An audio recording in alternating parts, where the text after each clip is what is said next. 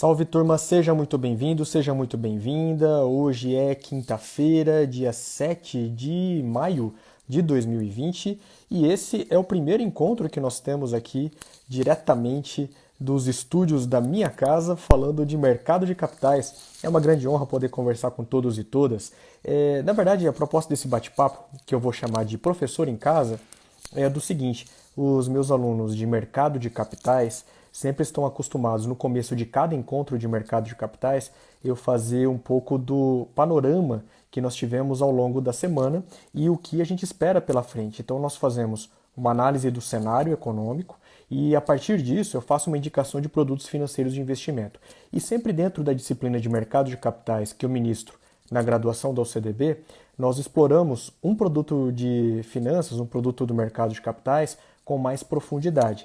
Aqui vai ser só a pequena introdução, só a primeira parte do bate-papo e o restante, depois, se vocês tiverem interesse, eu passo para vocês os links onde estão os encontros de mercados de capitais para a turma do mercado de capitais da UCDB. Aqui, nesse momento, eu estou na turma de mercado de capitais do 7º semestre de Ciências Contábeis. Deixa eu aproveitar aqui para mandar um abraço para a Laísa, para a Rayane, deixa eu ver quem mais está aqui, o José, aqui o João Lucas, um abraço a todos e todas. Aliás, isso aqui é uma ideia da Laísa. A Laísa pediu, professor, fala pra gente aí, faz uma live explicando um pouquinho sobre dólar, sobre algumas questões, e eu já faço isso todas as terças e quintas-feiras em mercados de capitais. Vou trazer agora também toda terça e quinta-feira às 18 horas aqui para vocês, aqui no Instagram, esse início desse bate-papo. Então é um bate-papo rápido, geralmente aí uns 15 minutos dessa pequena introdução e depois eu sigo dentro da disciplina de mercado de capitais.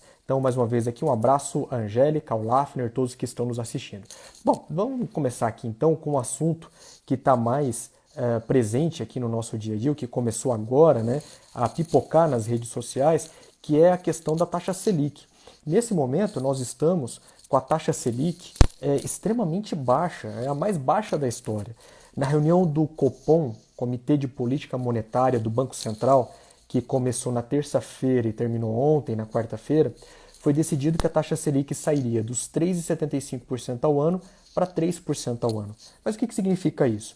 Bom, vamos lembrar que a taxa Selic é um dos instrumentos que o governo tem, que o governo usa, para tentar combater a inflação. E ele faz isso para tentar reduzir o consumo das pessoas, o consumo das famílias, para tentar fazer com que a inflação também não seja muito elevada. Mas isso acontece, isso faz muito efeito quando a inflação está elevada, ou seja, quando tem muitas pessoas comprando, quando os preços do produto e dos serviços que as pessoas vendem começam a aumentar, aí faz sentido você reduzir a oferta de crédito para que o preço também caia. Quer dizer, se eu deixo o valor do dinheiro mais caro, o crédito mais caro, as pessoas pegam menos dinheiro emprestado e a partir disso, então, a inflação tem uma pressão para baixa. Quando a gente está do outro lado, quer dizer, quando a economia está muito parada, o desejo de reduzir a taxa de juros é para deixar o crédito mais barato para as pessoas poderem emprestar mais. Esse é o sentido da redução do Banco Central. O problema é que, no meu ponto de vista, essa redução já não tem mais tanto efeito, porque nós estamos num momento de crise e essa crise já se tornou estrutural, não é só mais conjuntural, não é só desse momento. A gente já vem desde 2014 com uma crise muito acentuada no Brasil. Isso gerando muito desemprego e muito consumo, e muito pouco consumo. E quando chega nesse nível e ainda a gente está agravado por uma crise como essa que nós estamos vivendo agora, você pode dar o estímulo que for que o crédito não vai andar. Então eu arriscaria dizer que esses 3% que hoje nós estamos com taxa Selic não são um valor muito baixo. Pode baixar mais ainda. Aliás, o Banco Central disse na nota que divulgou a partir da reunião de ontem, que a próxima reunião do Banco Central, a próxima reunião do Copom, pode ainda ter mais uma redução entre 0,5 e 0,75 pontos percentuais. Ele não disse isso textualmente, ele falou que no máximo 3,75, mas eu estou chutando aí nas condições atuais que deve cair aí para uns 2,50, 2,75% fácil aí já na próxima reunião do Copom. Outra coisa que a gente tem que lembrar é que também subiu muito o dólar. E olha que coisa interessante, pela primeira vez nós estamos enfrentando um problema no Brasil que nós não tínhamos, que é uma economia com dólar extremamente elevado. E o problema disso é que, por um lado, a economia tradicional sempre fala que o dólar muito elevado gera um problema para a inflação. Porque se eu quero comprar pão francês, eu tenho que usar o trigo como referência. E o trigo usa o mercado internacional, porque é dolarizado. Se eu quero comprar ração para o meu cachorro, a ração tem uma base muito boa feita de milho, ou pelo menos os animais que serviram ali para depois fazer parte da ração foram alimentados com milho. Se eu vou comprar carne, também eu tenho que levar em consideração o preço da arroba, que tem uma vinculação com o dólar. Se eu quero abastecer o combustível do carro, colocar gás de cozinha na minha casa, tudo isso tem um componente muito forte do dólar. Mas olha que interessante, pela primeira vez em muito tempo, o dólar não está fazendo impacto nenhum na inflação. Amanhã deve sair o índice de inflação do mês de abril. E uma boa parte dos economistas já está apontando que deve aparecer uma inflação negativa, em torno de 0,2%, 0,3%, ou até equilibrado, zero, mas não deve ser positiva. Isso mostra que o dólar não está fazendo impacto nenhum nesse momento nos preços, porque o consumo está muito baixo. Então nós já temos dois componentes. Nós temos aqui uma taxa Selic que está muito baixa, pode cair ainda mais e não está fazendo diferença nenhuma no consumo das famílias. Quer dizer, você pode deixar o crédito barato que as pessoas não estão pegando dinheiro emprestado. Por que está acontecendo isso? Porque os bancos estão fazendo caixa.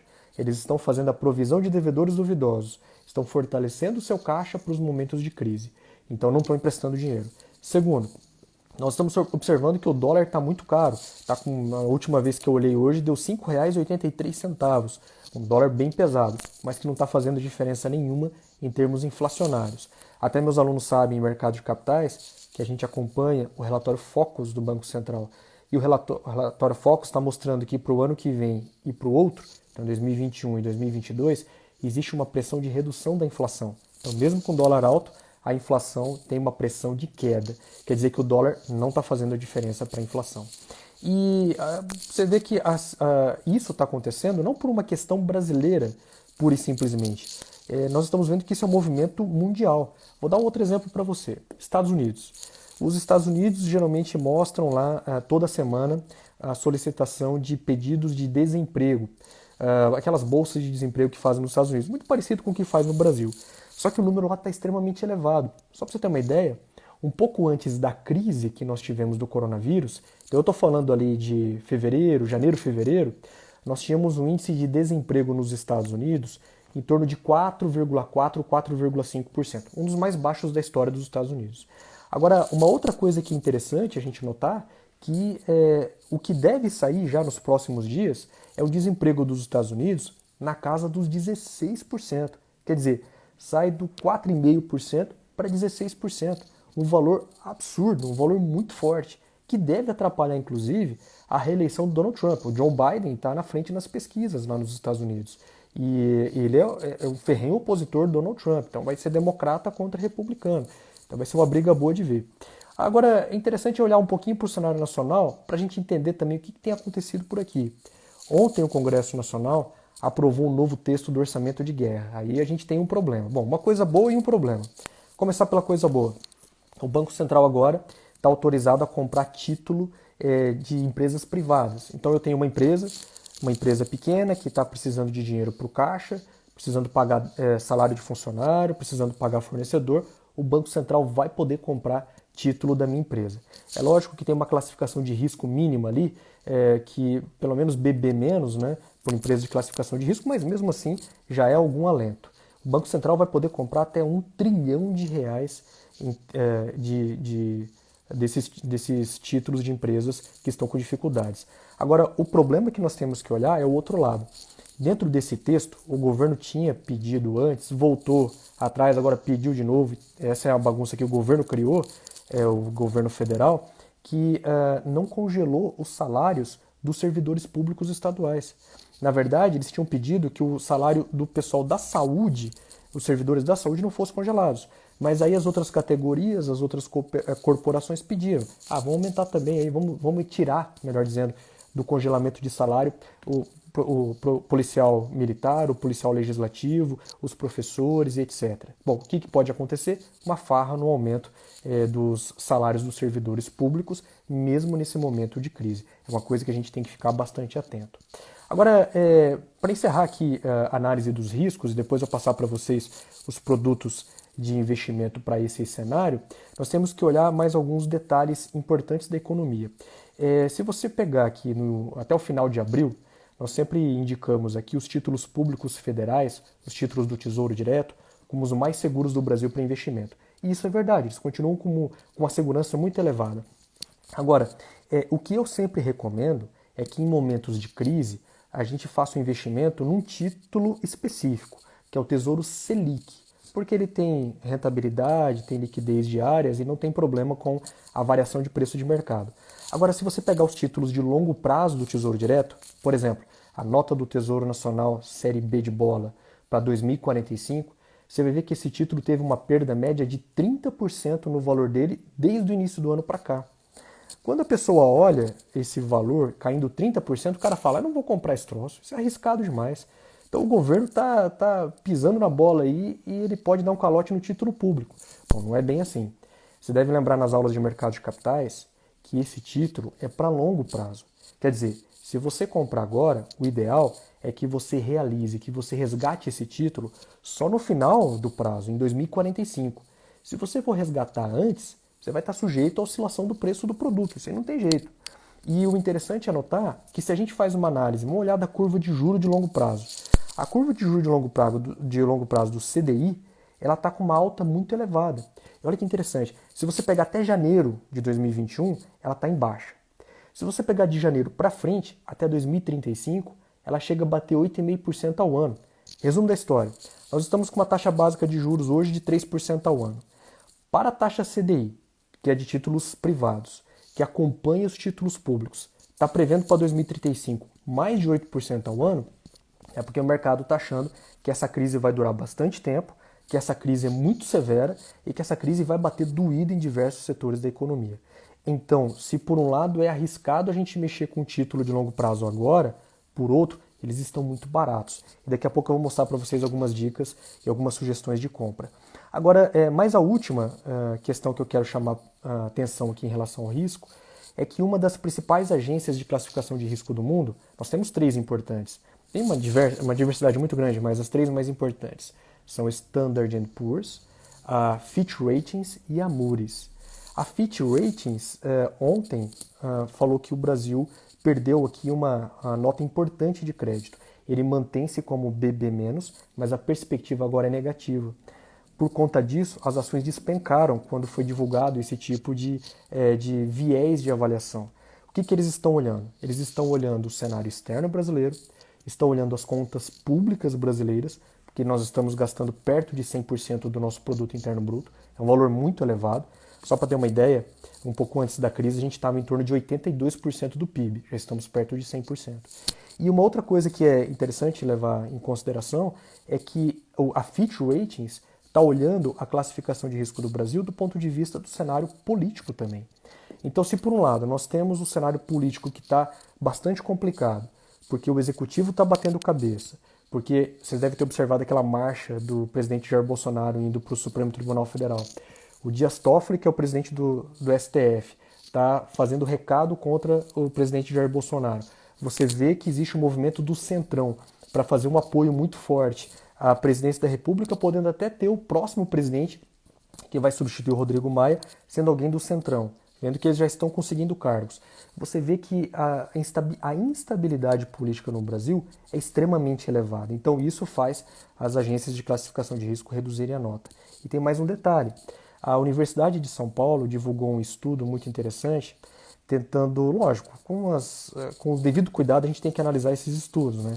Mas eles fizeram ali uma projeção do número de casos infectados no Brasil, baseado nos índices de testagem da Coreia do Sul. Tudo bem que a gente não tem o mesmo nível de testagem, o mesmo clima, tem as devidas proporções aqui que nós temos que observar. Mas a USP falou que é possível que a gente tenha, por esse modelo matemático, 1,6 milhão de infectados no Brasil, sendo que nós estamos divulgando em torno de 130 a 140 mil infectados. Se isso é verdade, ou próximo disso é verdade, a subnotificação é muito evidente. Isso significa que nós temos mais um componente de risco para analisar dentro da nossa economia. Bom, fechando esse cenário todo de risco, então, quais são os produtos e as perspectivas que eu indico para daqui a pouco você que é meu aluno de mercado de capitais poder me acompanhar falando um pouquinho mais sobre os produtos financeiros de investimento. E hoje nós vamos falar de LCI e LCA, letra de crédito imobiliário e letra de crédito do agronegócio. Olha, vamos falar aqui com relação a alguns produtos que nós estamos vendo agora. Imóveis físicos, de jeito nenhum. Não é o momento de você fazer qualquer investimento em imóveis físicos, a não ser que você tenha um desconto muito grande, porque nós não temos nenhuma segurança acerca de como podem ser os aluguéis num prazo mais curto. Fundo de investimento imobiliário. Se você. Deixa eu dividir então em duas partes aqui essa dica. Tudo que eu falar agora vai ser para quem não pode correr muito risco, quem não tem muito capital guardado. E depois eu vou falar assim, olha, para quem tem capital guardado, faz um pouquinho diferente daquilo que eu falei agora há pouco. Então, olha, para quem não tem capital guardado, para quem não pode correr muito risco. Então, fundo de investimento imobiliário não é uma boa agora. Os fundos de investimento estão extremamente baratos, mas não é uma boa neste momento para quem não pode correr risco. Ouro, depende. Se você puder correr risco, vale a pena você investir em ouro, mas ouro que não tenha exposição cambial. Porque o ouro que tem exposição cambial, ele ganha na diferença entre o dólar e o real. Se o dólar sobe, ele tem chance de subir também. Se o dólar cai, ele tem chance de desvalorizar.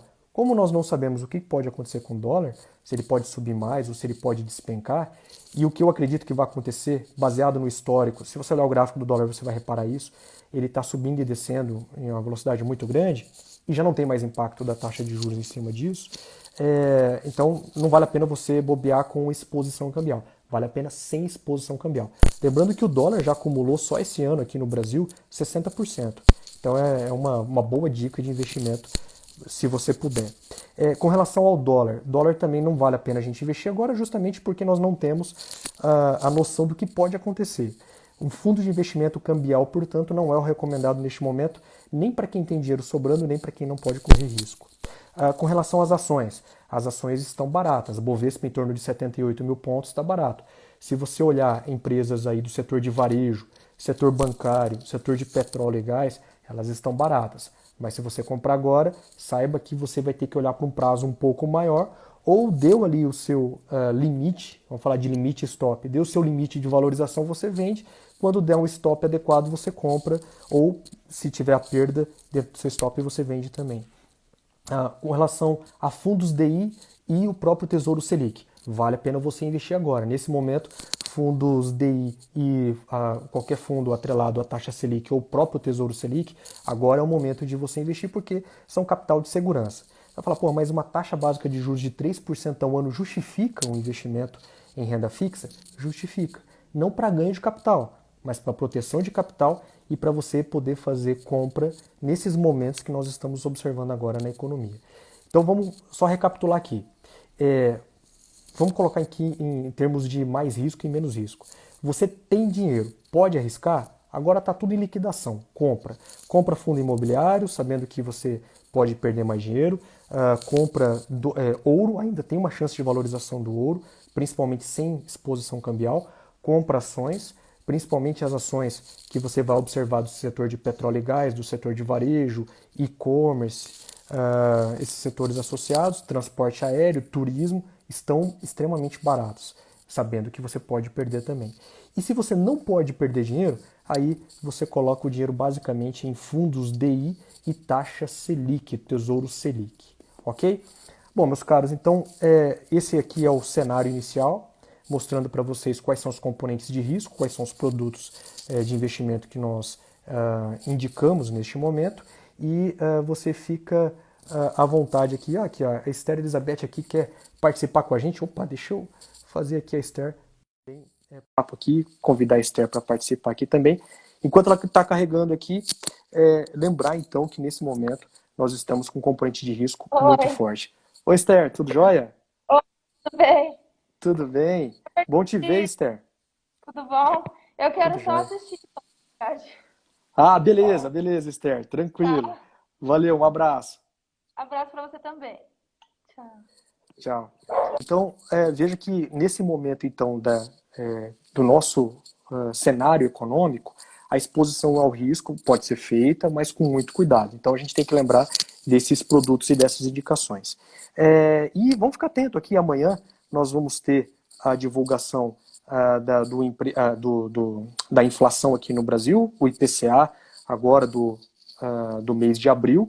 Vale a pena a gente prestar atenção também na próxima reunião do Copom, do Comitê de Política Monetária do Banco Central. É interessante lembrar que o Copom, quando ele fez a projeção em março, o dólar estava 4,75, em maio estava 5,55, agora nós estamos na casa de 5,80, isso significa que nós temos um componente agora mínimo de interação entre o dólar e a taxa Selic no Brasil, então é um componente muito mais especulativo, e vale a pena a gente levar em consideração também um dado que foi divulgado pela PNAD do IBGE ontem sobre o índice de Gini, que é a diferença entre os que têm mais dinheiro, os mais ricos e os mais pobres do Brasil.